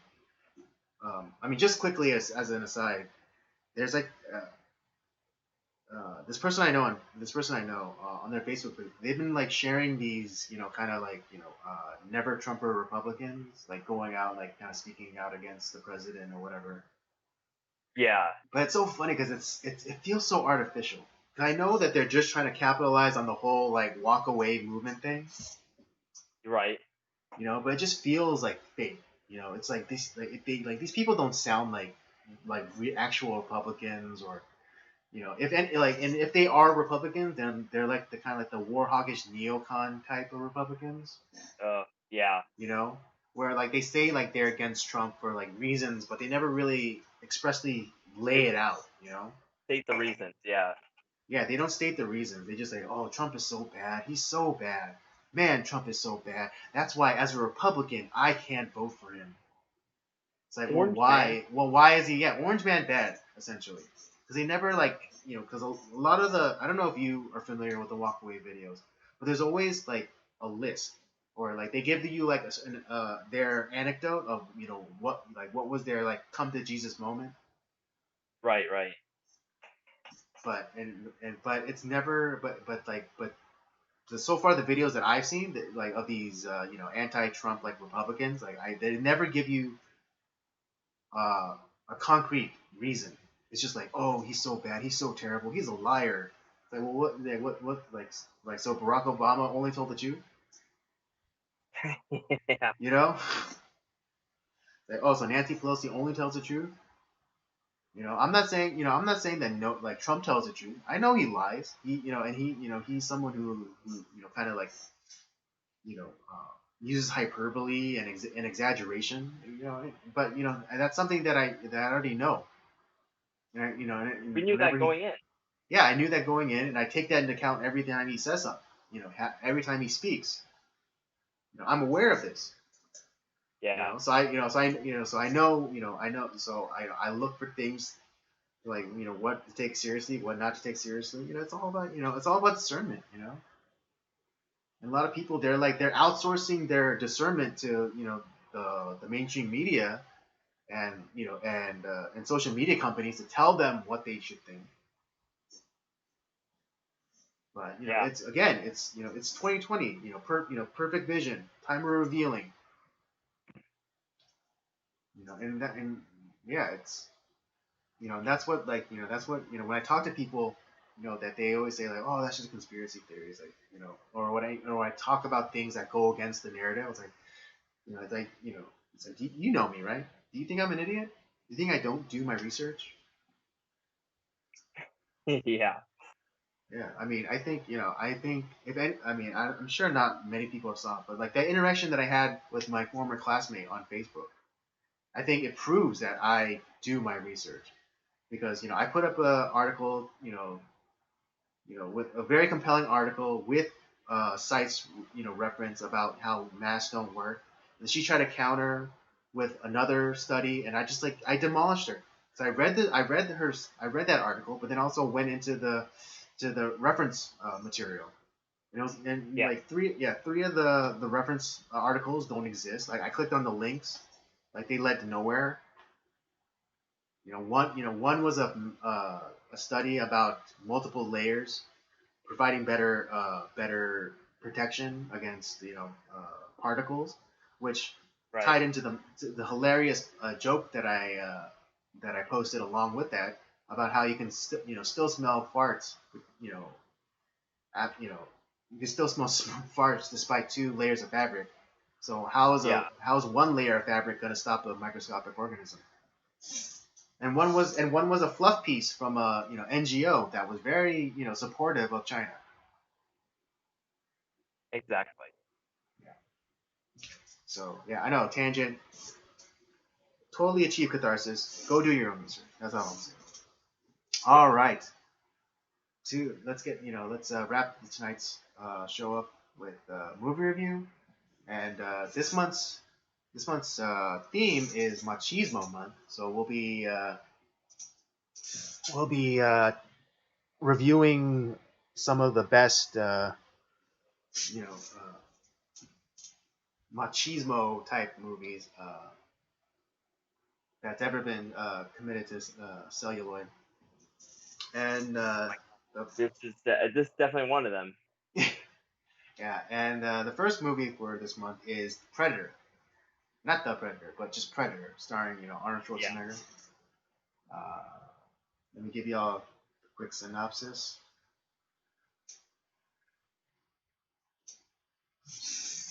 Okay.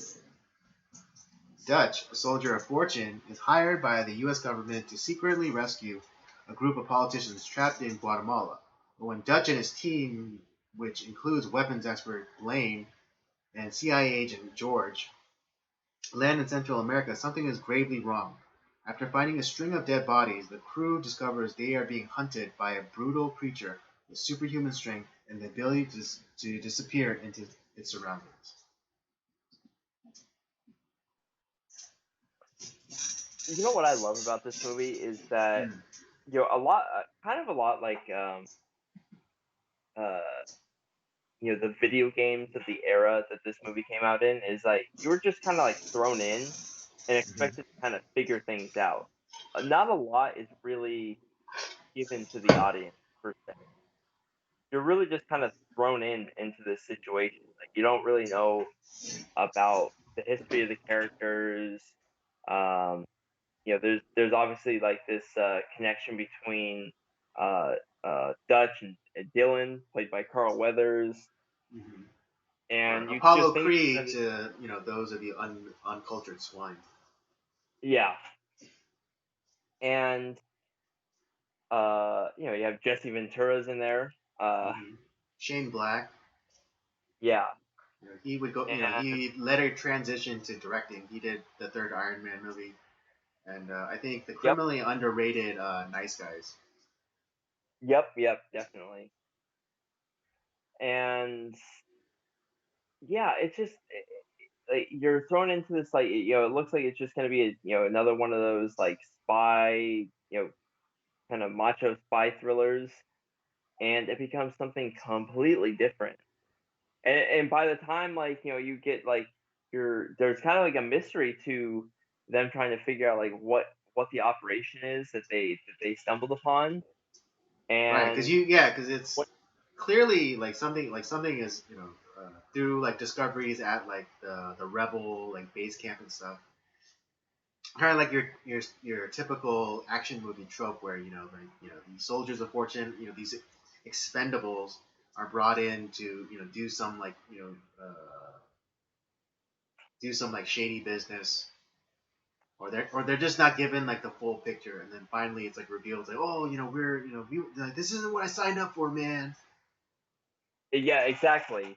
And just as you're about to start to figure out what the heck's going on, you're given a huge, as you called it, a change up, on like the story, and all of a sudden, these guys that have been on the offensive, now they're on the defensive. Yeah, no, this movie is so like, yeah, I don't think that it gets the credit that it deserves I still, because to be honest, like, I mean, I just finished watching it before we started the stream, Mhm. and I'd never seen it before, and I'm not really sure what to make of it yet. Right, but you just know that you really enjoyed it. Oh yeah, I loved it. Right. Yeah, I mean it's like the ultimate subversion because you think, yeah, again, as we keep saying, it's like, yeah, you think it's gonna be like this typical macho action film where these guys are brought in to do a job, and it's like something, still something, there's more to meet the eye, but then you know just as Robert was saying, like, just as you start to figure, you're starting to put the pieces together, you freaking drop in an alien with a cloaking device and energy directed weapons. Yeah, it's just like it's so 80s. It's so out there, and Right. it's I a mean, what movie about that like what about that mad minute that they have in there where they're just like all firing their guns into the jungle to try to kill the predator? It's like the most glorious thing you've ever seen, because it's like you know it's like all these like muscly bound like macho men, and like with their guns, and they're just like like they're shooting up the jungle. And yeah, it's awesome, dude. Like it's a movie that like should not be good. It sounds like a stupid premise, but it's awesome. yeah, exactly, and I think that's like the It whole sounds like spirit. yeah, because I think outside of like Arnold being in it, I'm like, when I first heard of the premise of this film, like it was just why I didn't watch it for so long. It's like that sounds fucking retarded. And then I was like, but then we watched it. You wanted to watch it for this month. I'm like, all right, I'll watch it. And I was like, now I see why people like this movie. This is pretty awesome. Right? Yeah, it is good, and it's like and it gives credit to the audience too, because it's not like it's um, just because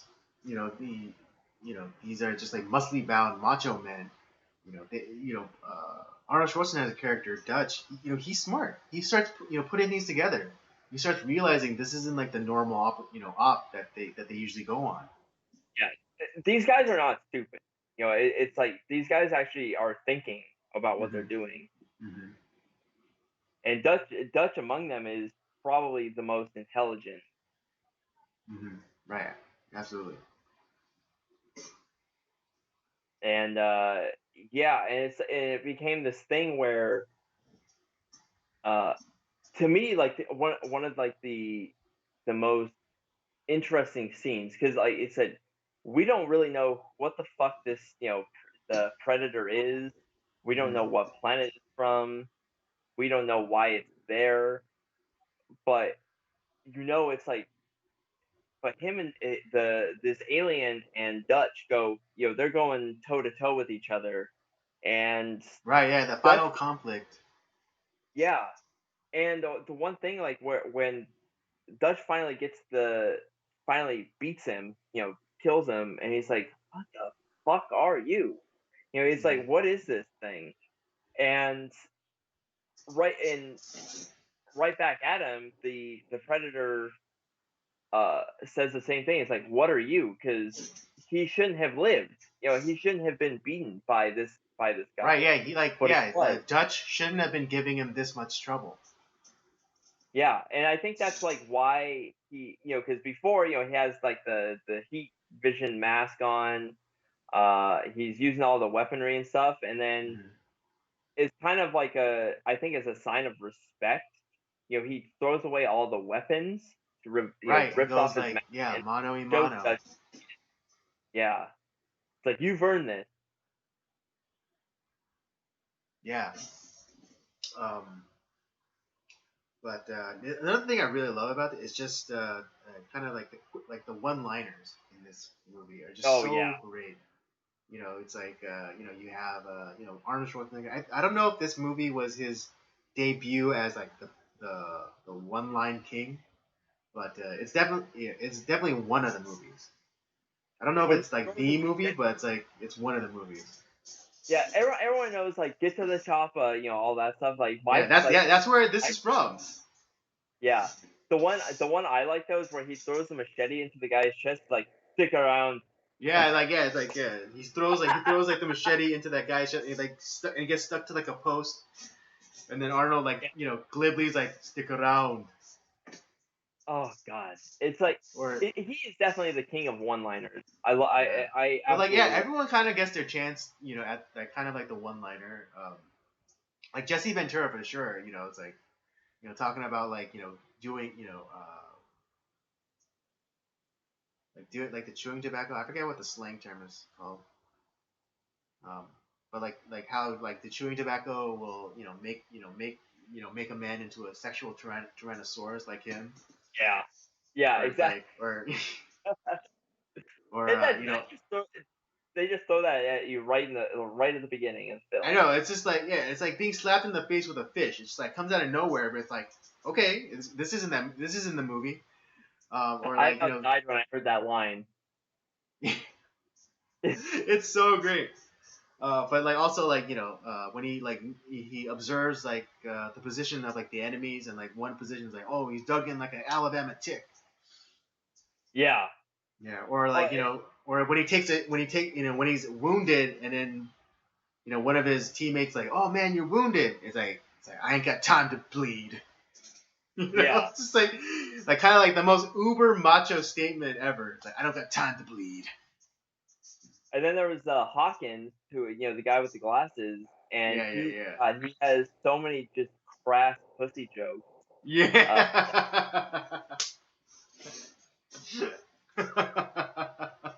Like my God, Yeah. this movie is fucking awesome. This definitely fits in machismo month for sure. Yeah, no. Yeah, and then you had like, the kind of mysterious Indian character, Billy. Yeah. Yeah. It's funny because um like that actor, I forget Sonny something or other. Sonny Landham. Yeah, Sonny Landham. He was actually kind of a character. Like he was like pretty legitimately crazy. And a lot of his castmates were terrified of him. And and He looks great. he wasn't ever allowed he was never I there are stories of he was never allowed to be alone with the lone female character. Damn. Yeah, like and just going into like he was like arrested a few times later in life, and like he had a restraining order placed on him by his former wife because he was making like lewd and crass phone calls to her. Oh God. Yeah, Yeah, but he was he looks legit crazy. yeah. But I mean, he's been in a lot of like movies, especially like in the '80s. Like he was in Another 48 Hours. Um, Yeah. what else? Just really quickly. Lock Up.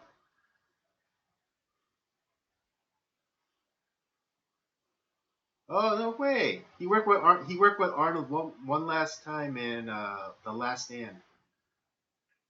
No way. Yeah, All right. I Okay. got I gotta check that out. But yeah, But he yeah, sadly. no, He was in Poltergeist too. no way. That it's that's the film credit he has. Wow. But yeah, this movie is just like it sounds like the dumbest movie, like one of the dumbest movie premises, but it's so good. And it's the thing is like I was on the edge of my seat like the entire time because you really don't know if Dutch is gonna survive the encounter. Hmm. Uh, it it it definitely you think that like, he might not make it, Hmm. Yeah, and no, it's not it's like it's one of those movies where it's like, oh, is he gonna survive? Is he gonna survive? You're really on the edge of your seat, just kind of rooting for Dutch. And they do like a few like and they get one last subversion in there's like the scene where Dutch sets up a trap for the predator. Yeah. And he leads the predator into the trap, and then the predator is gonna follow him in, but then the predator kind of stops and starts reasoning. He's like, oh, why isn't he putting up a fight? Why is he just like crawling away from me? Sitting there. Yeah, and just like and then Judge kind of like stops, trying to bait the predator to come in even more, but then the predator kind of stops, and then he like looks above him and he sees like this rope, this branch, and it's full of these prepared spikes that Dutch had Yep. prepared that would close on him. But and I think Dutch again, one of the greatest one-liners, or one of the greatest pieces of dialogue in this movie, where he's like screaming at the predators like, "Come on, I'm right here, kill me, I'm right here." Yeah. And yeah, it turns out like the spikes were a subversion, because he knew the predator was like gonna see it, and he moved on to like jump around them, and he's like, it's like, and he ends up like kicking the the handle out of the way, and it knocks this giant like spiked tree trunk on top of another prepared like log, and it like just like pile drives right on top of the head of the predator. Yeah. And you think that would have done it, but it doesn't really. But it does maim the predator, which then leads the predator into activating a self-destruct device. And kind of like in a sore loser kind of way. He's like, oh, you think you've won, and he's like, he activates the self-destruct. He's like, oh, I'm gonna fucking take you with me, kind of like Double Bird style. Yeah. Yeah. And what's interesting is like the predator, like kind of observing all of the different teammates, and it was Billy's laugh that he learns. Yep. And at the end, the predator laughs at Dutch as he activates the self-destruct device. Yeah. So as a last kind of like, fuck you. Yeah, and you don't really get any answers at the end. It's like that was it. That was the end. Right, because it's not like this is a first contact event, because that Guatemalan chick, she was talking about how like she grew up in the forest, and there's always stories of men disappearing, especially when the days got really hot. Yeah. And he's like, just like today.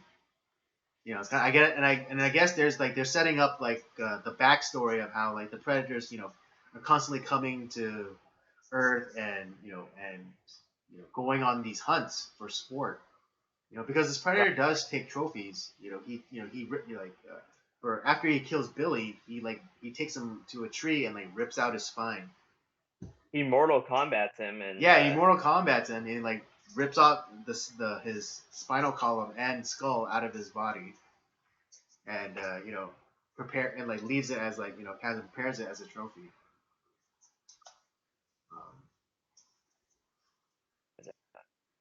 Yeah, I mean, that's all I really got to say about it. I think this movie was awesome. I loved watching it. Mm-hmm. I don't know if there's anything else you got on it, or if you want to give us want to do the ratings. Well, just quickly, because I know this is something that you enjoy, but the budget for the movie was $18 million. But again, that doesn't count like advertising and whatever, so probably closer to like 20, 25 million. Yeah. But but the box office numbers is $98.3 million. Oh shit. Yeah, so it definitely made back its money and then some. Oh yeah, 100%.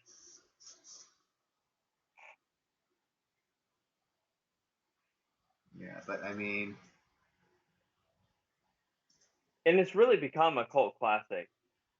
Yeah, no, it's one of those things that you kind of forget about in Arnold Schwarzenegger's filmography, Yeah. but it's arguably one of his best performances, I would say.